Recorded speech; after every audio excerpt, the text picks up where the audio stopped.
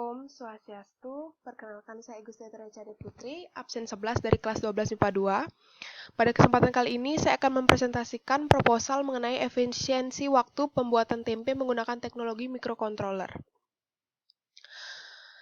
Baik, yang pertama yaitu jenis usaha ini merupakan industri bahan makanan ramah lingkungan. Bahan dan alat keperluan usaha yang dibutuhkan yaitu kedelai dengan harga 15.000 per kilo dan dapat memproduksi 5 kilo kedelai dari pemasok kedelai lokal. Pabrik tempat produksi sudah ada, air berasal dari sumur pribadi dan pompa air, ragi alami buatan sendiri, dan tenaga kerja yaitu mandiri. Tempe ini merupakan sumber makanan yang sangat sehat karena terbuat dari kedelai yang bebas unsur hewani. Kedelai juga sangat kaya akan protein. Selain itu, harga ekonomis dari dari tempe ini sangat terjangkau. Maka dari itu penting untuk kita meningkatkan produksi tempe yang lebih banyak daripada produksi tempe sebelumnya. Di era zaman sekarang, alat-alat serba otomatis. Sehingga bisa dibuat alat pembuat tempe dengan alat yang serba otomatis dan praktis. Proses fermentasi kedelai secara konvensional pada suhu 30-30 derajat Celcius membutuhkan 36-48 jam. Dengan microcontroller ini secara otomatis akan menyiram tanah sehingga kelembaban suhu ruang tempe akan maksimal.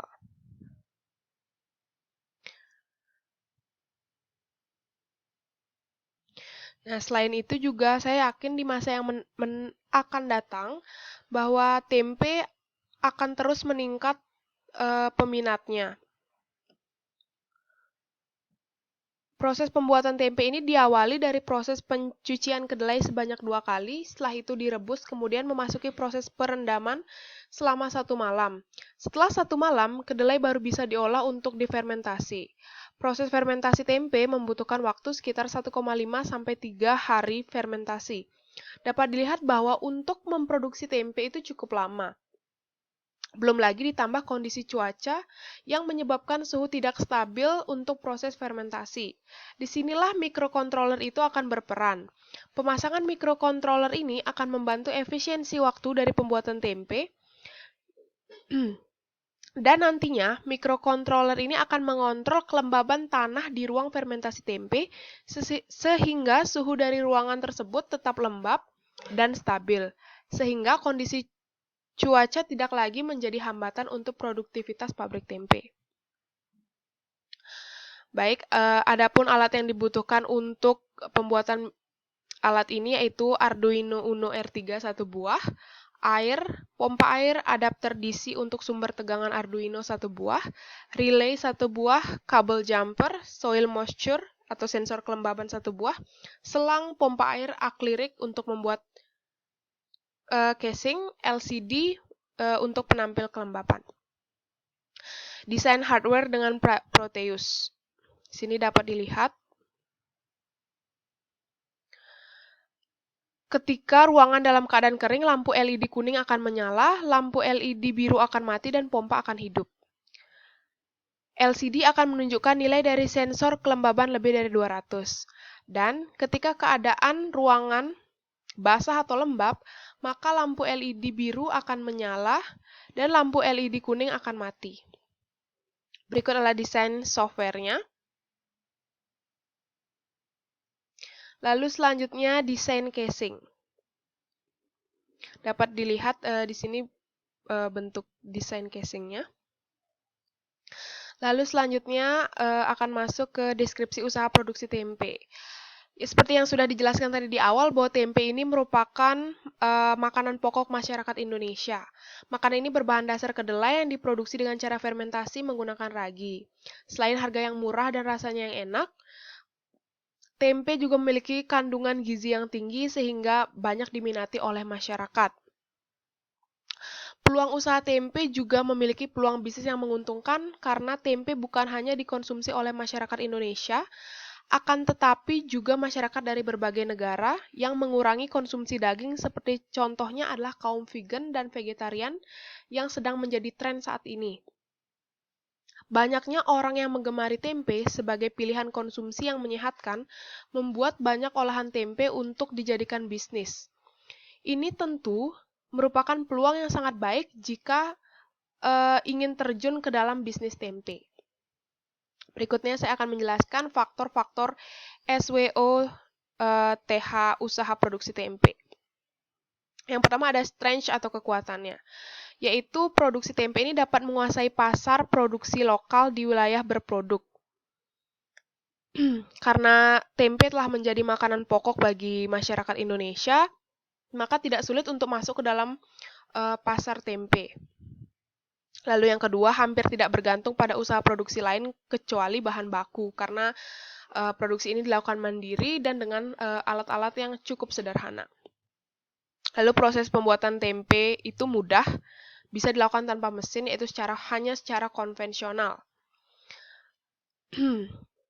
Lalu biaya produksi yang rendah, akan tapi hasilnya menguntungkan.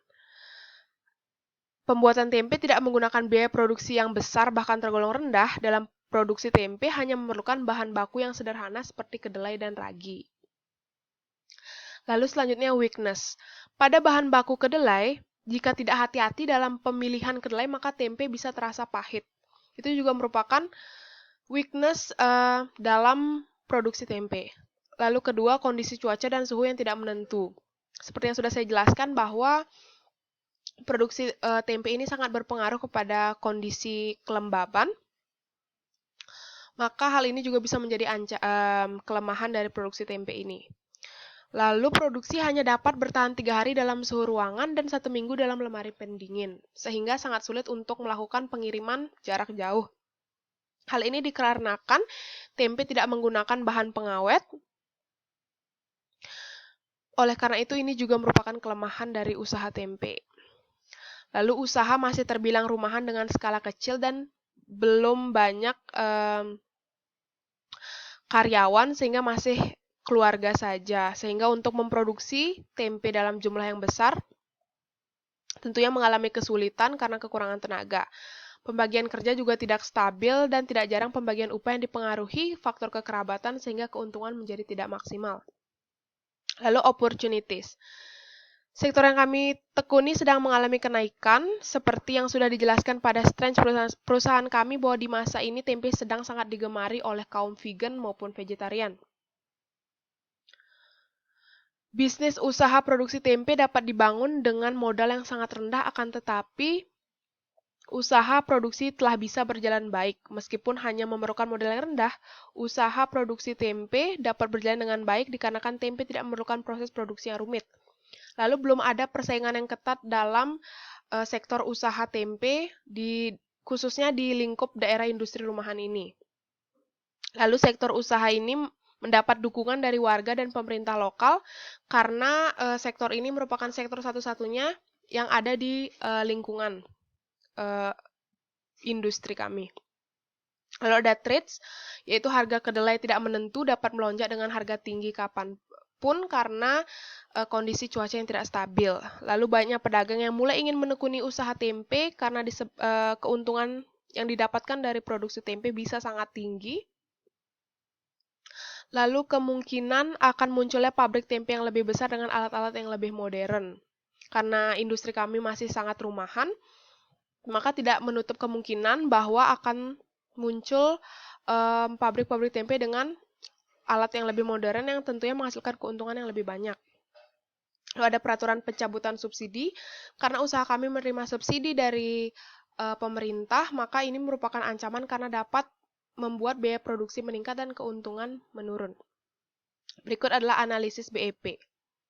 Seperti kita tahu, BEP adalah sebuah kondisi di mana jumlah pengeluaran diperlukan untuk biaya produksi sama dengan jumlah pendapatan yang diterima dari hasil penjualan. Akibatnya, perusahaan tidak mengalami laba maupun rugi. Dalam istilah akuntansi, BEP disebut dengan titik impas. Lalu berikut adalah perhitungan BEP perusahaan kami.